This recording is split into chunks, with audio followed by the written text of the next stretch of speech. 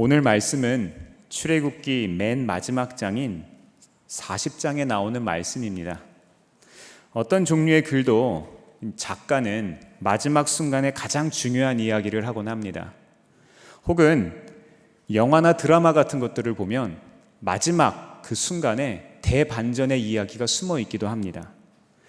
출애굽이라는 이 믿음의 대장정에서 가장 하이라이트인 이 마지막 순간에 성막이 세워지고 있습니다.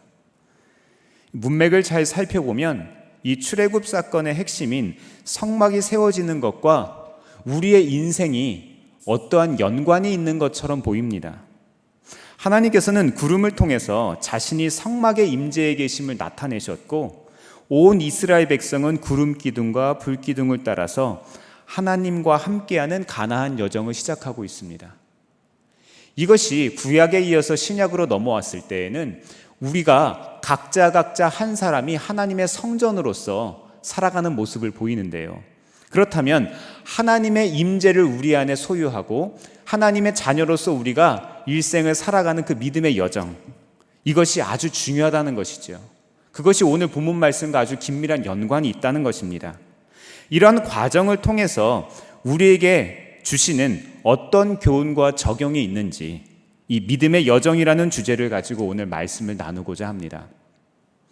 첫 번째로 인생은 여정이라는 것을 알아야 합니다. 17절 말씀을 함께 읽어보겠습니다. 17절입니다. 시작.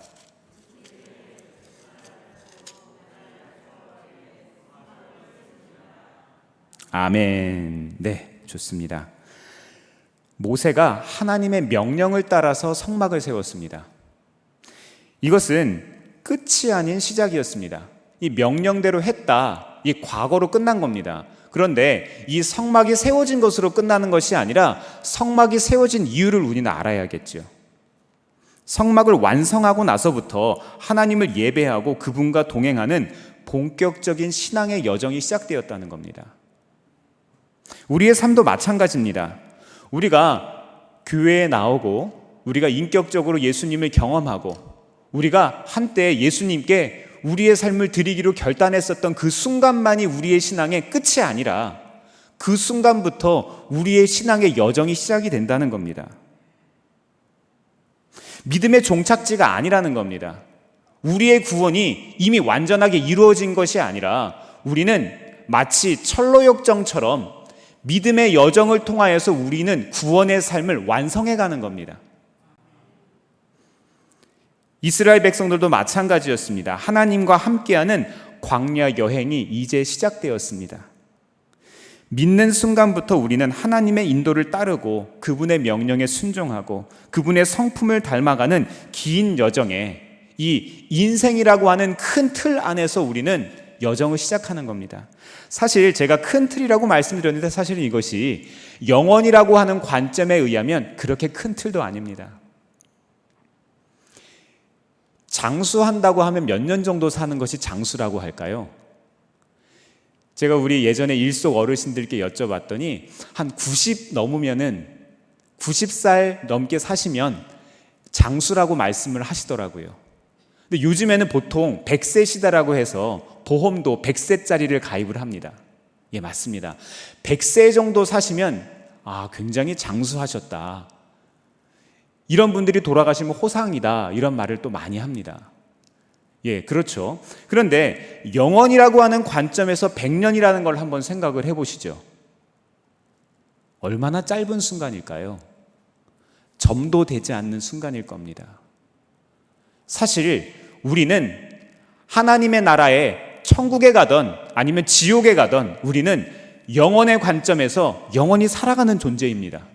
맞죠? 그렇다면 우리는 이 100년 동안, 이 세상에서 살아가는 100년 동안 어떤 삶을 살아가는 겁니까?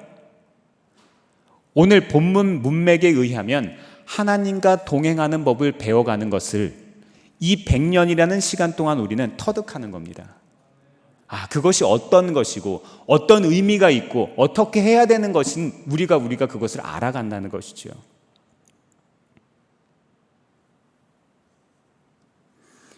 저는 아이들과 한 1년에 한두 번 정도 캠핑을 갑니다. 인터넷으로 검색을 하고 차에다가 짐을 잔뜩 싣고요.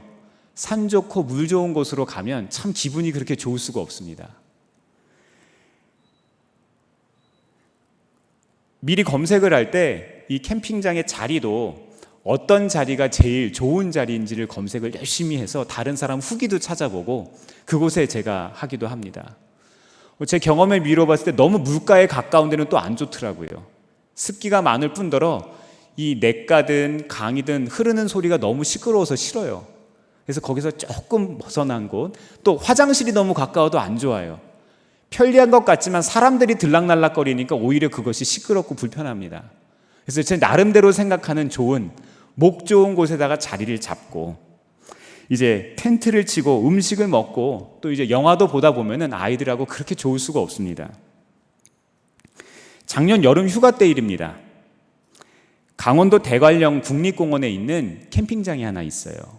그곳에 이제 제가 예약을 하고 다녀왔는데 제가 또 검색을 했죠. 일기예보를 봐야 할 것 아닙니까? 이제 비가 오면은 이제 큰일 나니까. 비가 오지 않는다는 기상예보만 제가 확인을 하고 강풍주의보가 있다는 걸 확인을 못한 거예요. 생각을 못한 거예요. 그동안 캠핑을 제가 여러 번 다녔어도 한 번도 강풍 때문에 애를 먹은 적이 없었거든요. 이 도착한 날에 이 낮에는 날씨도 참 좋았습니다. 이 텐트 칠 때까지만 해도 분위기가 너무 좋은 거예요. 옆에 사람들, 다른 이제 그 사람들 온 사람들도 굉장히 분위기가 좋았습니다. 아이들과 즐겁게 텐트를 치고 오랜만에 이 시간을 보낼 생각이 잔뜩 들떠 있었습니다. 2박 3일로 제가 일정을 잡았거든요. 그날 밤 다가올 대관령 산꼭대기의 강풍은 아무도 예상하지 못했습니다. 대관령 산꼭대기입니다. 밤새 바람이 어찌나 부는지 세상에. 제가 가지고 있는 텐트가 꽤 튼튼하고 좋은 텐트인데 알루미늄 폴대가 부러진 겁니다. 이 텐트 천이 펄럭이는 소리가 나무 흔들리는 소리하고 만나서 갑자기 쉬 하는 소리가 들리는 거예요. 전설의 고향 음향 효과 같은 소리가 들리는 겁니다. 이대로는 텐트가 완전히 부서질 것 같아서 급하게 철수를 시작했습니다. 정신없이 철수하다가 갑자기 악 하는 비명소리가 들리는 겁니다. 정신이 번쩍 들어서 쳐다봤더니 이 폴대를 제가 다 걷어내고서 이제 텐트 천만 남아있으니까 이게 날아가면 안 되잖아요. 근데 무거운 거로 이제 얹어놔야 되는데 너무 바람이 심하니까 웬만큼 무거운 거로 올려놔서는 이 텐트가 날아갈 것 같아서 제가 제 아내를 거기다가 올려놨어요. 근데 이 텐트 천이 낙하산 천하고 똑같거든요. 이게 낙하산이 돼서 제 아내가 아! 하고 날아가는 거예요. 실제 상황입니다. 이렇게 정신없이 철수를 끝내고 중간에 돌아왔습니다. 한밤중에 망포동에 들어섰는데 그렇게 마음이 편할 수가 없습니다. 이 태장초등학교, 여기 기억나시죠? 예, 우리 태장초등학교 사거리에서 교회를 바라보면 예수님 얼굴이 보입니다. 이 안도감이 찾아왔어요. 웃고 계시는 예수님의 얼굴을 보면서 제 마음에도 기쁨이 찾아왔습니다. 저는 다시 한번 깨달았습니다. 아무리 좋은 캠핑장이나 아무리 좋은 경치도 집보단 좋을 수가 없다는 거예요. 예. 제가 표준 국어 대사전에서 여정이라는 말을 찾아봤습니다. 이 여행의 과정이나 일정을 뜻하는 말입니다. 한자어로는 나그네 려자에 길 정자를 써서 나그네 길이라는 의미가 숨어 있습니다. 아무리 여행이 좋아도 여행은 잠시 왔다 가는 겁니다. 우리의 인생의 믿음의 여정도 마찬가지입니다. 우리는 영원히 사는 하나님의 자녀로서 이 세상에 잠시 왔다 가는 존재입니다. 사람이 죽으면 이름을 남기지만 우리의 영은 하나님의 나라에 가게 되어 있습니다. 성막이 세워진 위치는 이스라엘 진영 한가운데였습니다. 이것은 백성들 삶의 중심이 하나님이 되어야 한다는 상징이었습니다. 또한 성막은 백성들이 하나님을 만나는 곳이었고 가나안이라고 하는 새 터전으로 이동하면서 머물렀던 이동식 성전이었습니다. 믿음의 여정이라는 이 여정 차원에서 생각해 보면은요, 성막은 후대에 지어진 가장 아름다웠던 성전이라고 하는 솔로몬 성전보다 더 의미가 있고 더 아름다운 성전이었습니다. 어떤 백성들에게는 가나안이 젖과 꿀이 흐르는 우리 인생의 종착지다라고 생각할 수도 있겠지만, 사실 하나님께서는 백성들과 함께하는 그곳이 그 어디나 가나안이었습니다. 그리고 40년의 광야 생활을 통해서 백성들이 그 사실을 마음속 깊이 깨닫고 그들이 선택하고 스스로 하나님을 손을 잡기를 원하셨습니다. 두 번째로, 하나님의 목적에 대한 신뢰가 있어야 합니다. 믿음의 여정을 살아가기 위해서는 하나님에 대한 신뢰가 있어야 해요. 한 가지 질문을 드려보겠습니다. 지금까지 다녀오신 여정 혹은 여행 중에서 가장 인상적이었던 경험이 언제이십니까? 가장 좋았던 거, 가장 기억에 남는 거 언제셨어요? 사람들은요, 저마다 좋은 여행의 기준이 다릅니다. 어떤 사람들은요, 내가 오랫동안 가고 싶었던 그 버킷리스트 같은 그 여행, 나는 뭐 예를 들어서 유럽의 어딘가를 가볼 거야, 나는 아이슬란드에 있는 오로라를 보러 갈 거야, 나는 성지순례를 가서 베드로 대성당을 볼 거야, 나는 아프리카에 가서 빅토리아 폭포를 보는 게 내 인생의 최고 목표야, 아니면 나는 미국 서부 여행을 가서 그 아름다운 해안도로를 따라서 한번 달려보고 싶어. 어떤 사람은 독일 그 아우토반을 가서 속도를 내고 차를 한번 밟아보고 싶어. 이런 다양한 생각들을 사람들은 저마다 합니다. 또 어떤 사람들은요, 맛있는 음식이 여행의 기준이 되기도 해요. 나는 그 미슐랭에 나오는 그 정말 맛있는 식당에 가서 한번 예약을 해서 가보고 싶어. 또 어떤 사람들은 그 현지에서 나오는 정말 맛있는 음식을 나는 먹어볼 거야. 또 어떤 사람들은요, 다른 것이 기준이 아니라 사람이 기준이 되기도 합니다. 내 친구가 거기에 살아. 나는 거기에 가서 내 친구를 꼭 만날 거야. 나는 우리 부모님과 거기에 꼭 한번 가볼 거야. 나는 사랑하는 사람과 거기에 가볼 거야. 아니, 나는 결혼을 한다면 신혼여행을 꼭 거기로 갈 거야. 사람들은 저마다 다양한 기준들이 있습니다. 근데 제가 생각하는 좋은 여행의 첫 번째 기준은요, 누구와 함께 가느냐예요. 누구와 함께 가느냐. 아무리 좋은 여행도 저 혼자 가니까 재미가 없더라고요. 아무리 좋은 여행도, 아무리 맛있는 음식도 저 혼자 먹으니까 별로 맛이 없더라고요. 제 기준에서는 좋은 사람과 함께 가는 겁니다. 제가 사랑하는 사람과 함께 가는 겁니다. 그런 여행이 되어야 조금 불편하고 힘들어도 참을 수 있습니다. 그리고 다음 목적지를 향해서 같이 머리를 붙잡고 고민하면서 걸어갈 수 있더라고요. 34절, 35절 말씀을 함께 읽어볼까요? 34절과 35절입니다. 시작.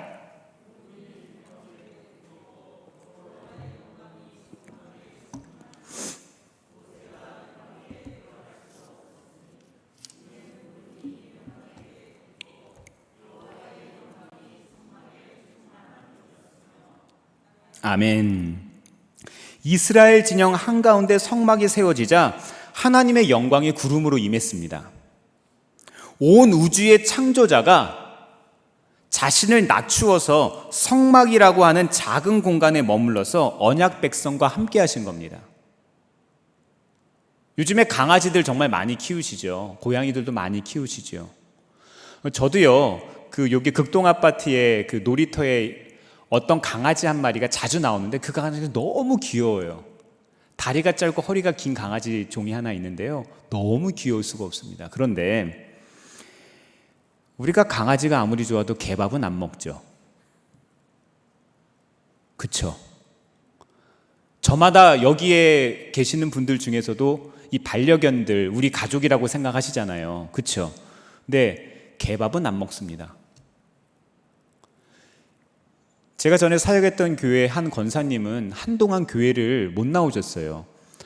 그런 분이 아닌데 2주 정도 교회 안 보이시는 거예요. 큰일 났다. 이 권사님 무슨 일이 있으시길래 교회를 안 나오시지? 그래서 수소문을 해봤더니 다른 권사님께서 그러시는 거예요. 강아지가 죽었다는 거예요. 키우는 강아지가. 그래서 이 권사님이 우울증이 찾아온 겁니다. 그래서 이 권사님이 한 2주 정도 교회 안 보이시다가 교회에 나오셔서 하시는 말씀이 저한테, 목사님, 사실 강아지 장례를 목사님께 부탁드리려고 하다가 제가 그러면 너무 주책일 것 같아서 부탁을 못 드리고 우리끼리 예배드리고 화장터에 갔어요. 이렇게 얘기하시는 거예요. 요즘에는요, 그와 관련된 그 예배 사역들도 있습니다. 사실 강아지들을 위한 예배가 아니라 강아지들을 상실한 가족들을 위한 예배인 거예요. 이해가 되시죠? 네, 어쨌든 하나님께서 자신을 낮추셔서 우리들에게 찾아오셨습니다. 그것이 성육신이라고 하는 겁니다. 이 사랑의 절정은 예수 그리스도께서 모든 영광을 버리시고 사람의 모습으로 오셔서 십자가를 지신 것입니다. 하나님은 모든 것을 하실 수 있는 분이시지만 가장 제한적으로 자신의 사역을 감당하기로 결정하셨습니다. 그 방법 외에는 우리를 살릴 방법이 없었기 때문입니다. 우리는요, 견적 나오는 삶을 좋아하죠. 모든 것이 보장된 삶을 원합니다. 많은 사람들이 신앙생활을 하는 목적을 보면은요, 안정적인 미래를 보장받기 위해서 마치 보험을 들듯이 신앙생활을 하는 사람들이 있습니다. 결국 우리가 하나님께 가지는 속내는 재정적인 부유함이나 건강 같은 것들입니다. 그런데 말입니다. 하나님의 목적은 다릅니다. 우리를 향한 하나님의 목적이 다르다는 거예요. 우리로부터 무언가를 얻어내는 것이 하나님의 목적이 아닙니다. 하나님은 그저 우리와 함께 하기를 원하신 겁니다. 굉장히 중요한 사실입니다. 우리는 무언가를 얻고 또 얻고 또 얻고 싶어 하지만 하나님은 단지 우리와 함께 하는 것이 전부입니다. 이스라엘 백성들이 광야에서 살아가는 40년 동안 하나님이 가장 바라셨던 것은 하나님과 동행하는 법을 배우는 것이었습니다. 아무것도 없는 광야라도 하나님과 동행하면 그곳이 하나님의 나라가 되는 것이고 하나님만으로 만족하는 법, 하나님만으로 자족하는 법을 배우기를 원하셨습니다. 얼마 전에 해외에서 목회하시는 선배 목사님 한 분이 한국에 오셔서 그 시간을 보낸 적이 있습니다. 오랜만에 만나서 즐거운 시간을 보냈는데요. 이 식사를 하고 그 초록색 간판 그 별다방 아시죠? 요즘에는 이게 유튜브로 올라가기 때문에 특정 광고로 또 하면 안 된다네요. 네, 이 브랜드 이름을 말씀드릴 수가 없습니다. 네, 여하튼 그 커피숍에서 제가 이 자동차를 타고 커피를 주문을 했습니다. 이 드라이브 스루라고 하죠. 이 자동차로 들어가서 주문을 하고 자동차로 커피를 받아갖고 나오는 거예요.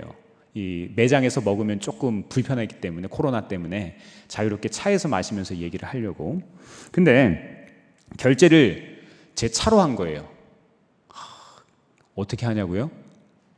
네, 커피숍 어플이 있는데요. 이 커피숍 어플에 제 자동차 번호를 입력을 미리 해놓으면 제 자동차가 진입을 하면 센서가 자동으로 인식을 해서 제 자동차와 신용카드가 연결이 되어 있어서 자동차로 결제가 되는 거예요.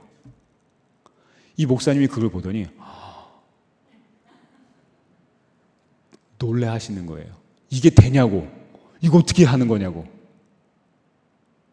그분 나름 좋은 나라에서 오신 분이었거든요. 그거 아십니까? 이 드라이브스루 자동차로 결제하는 이 시스템을 한국에서 만들어서 세계로 수출했대요. 아멘도 나옵니다. 네. 이 목사님 감탄이 이어집니다. 이야, 한국은 너무 빠르다. 너무 좋다. 너무 편리하다는 겁니다. 지하철만 타도 모든 곳에서 와이파이가 터지는 나라는 한국밖에 없습니다. 인터넷 속도는 또 얼마나 빠릅니까? 비교가 안 돼요. 제가 해외에서 이제 그 미국에서 공부할 때 인터넷을 쓰면은요, 같은 강의실 안에서 다른 분들하고 같이 그 와이파이를 공유해서 쓰면은 그 속도가 엄청 느려지는 거예요. 또 접속하는 속도 자체도 너무 느려요. 무언가를 업데이트할 일이 있어서 하면은요, 그날은 이거를 잘 쓰지를 못할 때도 있습니다. 사실 이스라엘 백성들에게 이집트에서 살았던 과거는 잊기 힘들었을 겁니다. 세상에서 가장 발달된 문명에서 살아간다는 것은 누구에게나 흠모할 만한 겁니다. 아직도 한국 사람들은요, 미국에 가서 산다고 하면은 다 부러워해요. 유럽 어디 가서 산다고 하면 다 부러워해요. 실제 가보면 한국이 제일 좋은데도 그걸 정말 흠모합니다. 게다가 고대 사회에서는 기본적인 의식주의 보장이 아주 불안정했던 사회였습니다. 먹고 사는 문제가 아주 중요했던 거예요. 따라서 나일강을 중심으로 한 세계 4대 문명 발생지인 이집트에서 430년 이상을 종살이했던 이스라엘 백성들, 그치만 종이라도 좋으니 이 이집트에서 살았던 이 과거가 이들에게는 정말로 중요했던 거예요. 제한적이지만 꽤나 안정적으로 의식주를 누리는 것에 대한 안도감이 있었을 겁니다. 풍족함이라는 것은 좋은 것이지만 때로는 영적 세계에 불이익을 준다는 것을 기억하시기 바랍니다. 평안하면 기도 안 하더라고요. 문제가 없으면 문제더라고요. 이스라엘 백성들이 이 부분을 얼마나 중요하게 생각해야 하는지를 잘 알 수 있는 성경 구절이 있습니다. 제가 출애굽기 16장 2절에서 3장을 세번역 성경으로 한번 읽어드리겠습니다. 이스라엘 자손의 온 회중이 그 광야에서 모세와 아론을 원망하였다. 이스라엘 자손이 그들에게 항의하였다. 차라리 우리가 이집트 땅 거기서 고기 가마 곁에 앉아 배불리 음식을 먹던 그때에 누가 우리를 주님의 손에 넘겨주어서 죽게 했더라면 더 좋을 뻔하였습니다. 그런데 당신은 지금 우리를 이 광야로 끌고 나와서 이 모든 회중을 다 굶어 죽게 하고 있습니다. 자, 이제 우리한테 한번 질문해 보겠습니다. 우리 신앙생활의 목적은 무엇입니까? 배를 불리는 것입니까? 아니면 하나님과 동행하는 겁니까? 우리 일상의 삶을 보면 당장 손에 잡히는 것 없는 것 같습니다. 2021년도 벌써 11월입니다. 또 1년 훌쩍 지나가는데 아무것도 이뤄놓은 것 없는 것 같습니다. 내일부터 해야 할 일들 때문에 피곤하기만 합니다. 내 인생의 광야를 이렇게 둘러보았더니 원망과 불평이 끊이질 않습니다. 만족함이 없습니다. 그러나 기억하시기 바랍니다. 이 불평했던 시기는 언제였습니까? 홍해가 갈라진 직후였습니다. 애굽 땅에서 이들이 탈출한 직후였습니다. 하나님의 초자연적인 경험을 한 직후였다는 겁니다. 이스라엘 백성들은 하나님이 어떤 분이신지, 우리에게 어떤 일을 행하셨는지가 중요하지 않았습니다. 당장 내가 먹을 게 중요했습니다. 우리는 어떠하십니까? 당장의 안위와 평안을 위해서 살아가고 계십니까? 이런 상황에서도 하나님께서는 백성들의 불평보다 먼저 만나와 메추라기를 준비하고 계셨습니다. 하나님은 당신의 능력을 세상에 과시하시기보다는 우리들의 입장과 처지에서 우리들을 이해하기를 원하셨습니다. 하나님의 최우선 목적은 언제나 하나님의 백성, 바로 우리였습니다. 나를 만나주시고 지금껏 인도해 오신 하나님을 힘써 기억하시기를 바랍니다. 우리를 위해서 자신까지도 버리신 그분의 손을 잡으시기 바랍니다. 혹시 우리 삶 가운데 광야를 지나고 계십니까? 하나님의 목적, 그 하나님의 목적이 바로 우리임을 잊지 마시기를 바랍니다. 셋째로 말씀을 따라 이동해야 합니다.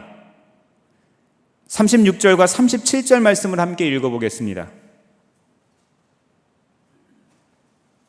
시작.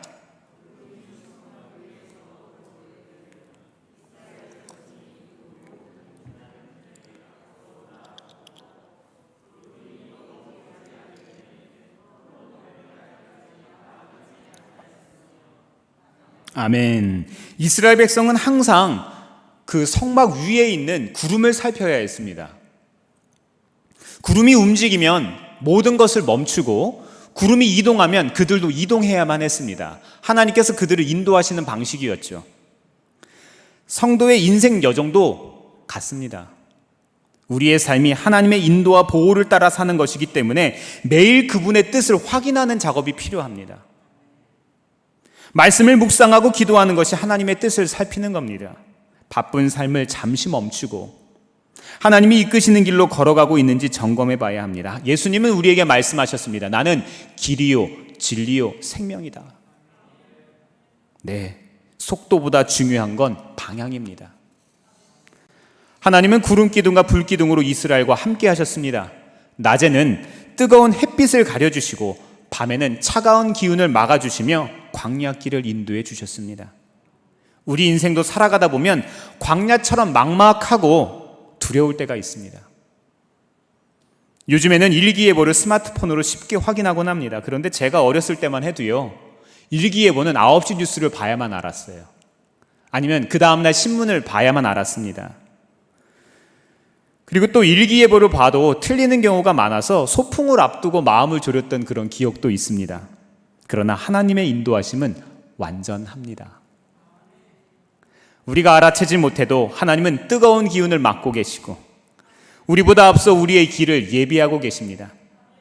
사람의 끝에서 하나님은 시작하십니다. 오늘도 하나님을 신뢰하고 말씀을 따라 걸어가시기를 바랍니다. 오늘 본문 말씀에서 의도적으로 반복되는 표현이 하나 있습니다. 바로 명령하신 대로 그대로 행하였더라. 저는 과거 그 그림 심리 상담을 한번 받아본 적이 있는데요. 제가 사역했던 교회 한 청년이 미술치료센터에서 일을 하게 되면서 그 같이 일하는 그 교육자실 목사님들을 한번 무료로 상담을 해준 거예요. 그래서 한번 받아본 적이 있습니다. 근데 한 2, 3주 정도 뒤에 받아본 검사 결과지에 이런 내용이 있습니다. 내담자는 사회성이 다소 부족하며 타인에게 명령받기를 싫어함. 매우 진취적이고 도전적인 성향이 있음. 이 좋은 건지 안 좋은 건지. 네, 동전의 양면 같은 이 결과지 내용 때문에 아주 당황스러웠던 기억이 있는데요. 여담으로 제 이야기를 드렸지만 민주사회를 살아가는 현대인의 대부분은요, 명령받기 싫어합니다. 명령 좋아하시는 분 계세요? 명령이라고 하면 일단 싫어합니다. 명령이라고 하면 굉장히 부정적인 생각을 떠올립니다. 맞죠? 우리는 하나님의 명령에 대해 자주 오해합니다. 대부분 어려서부터 경험한 거절감 때문인데요. 부모님이나 지도자와 같은 권위자들로부터 경험한 억압이나 차별, 이런 것 때문에 우리가 그런 이미지를 떠올리기가 쉽습니다. 흔히 사회적인 고정관념으로 남아선호 사상이나 연령차별주의, 또 가부장제 같은 것들이 대표적으로 우리에게 이러한 것들에 대한 거부감을 일으키게 하는 기제를 일으키기도 합니다. 그러나 하나님의 명령의 목적은요, 사람의 명령과는 조금 달라요. 사실 조금이 아니라 완전히 다릅니다.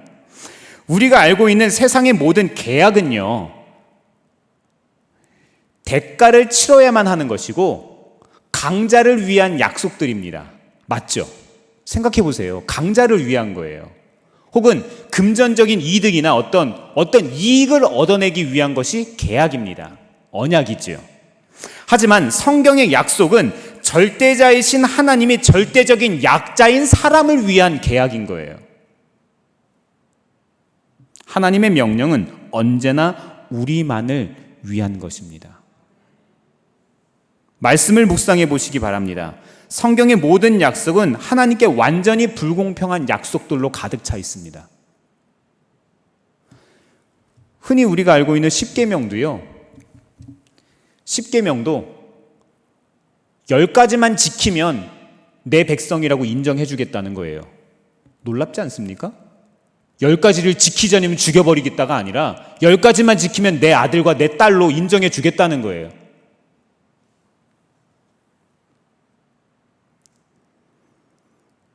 그런데 알면서도 말씀대로 살면 어려운 일이 생길 것만 같아요. 하나님을 따르는 삶을 살면 손해만 있을 것 같습니다. 그래서 믿음의 여정이라는 것은 수많은 연습과 훈련이 필요한 겁니다. 이스라엘 백성들이 40년 광야의 삶을 살면서 애굽의 때를 빼내고 하나님 중심적인 삶을 살기를 원하셨던 것처럼, 성막 중심의 삶을 살기를 원하셨던 것처럼 우리의 삶에도 하나님께서 그러한 것을 기대하신다는 겁니다. 오늘 실수했지만 내일 다시 도전하는 겁니다. 믿는 자들에게 능치 못함이 없음을 믿으십니까? 이 말씀은 실수하지 않는다는 말씀이 아니라 믿는 자들에게는 실패가 없다는 겁니다. 실수할 수 있습니다. 그러나 도전하면 우리에겐 실패는 없습니다. 내 삶의 과정이 하나님의 말씀을 따르면 결과도 하나님께서 책임지신다는 것을 믿으시기 바랍니다. 이번 한 주를 살아가는 우리들의 삶에 완전한 하나님의 인도하심이 있으시기를 바랍니다. 그리고 그 인도하심에 따라 용기를 내어 순종하는 우리의 삶이 되기를 주의 이름으로 축원합니다. 기도하겠습니다.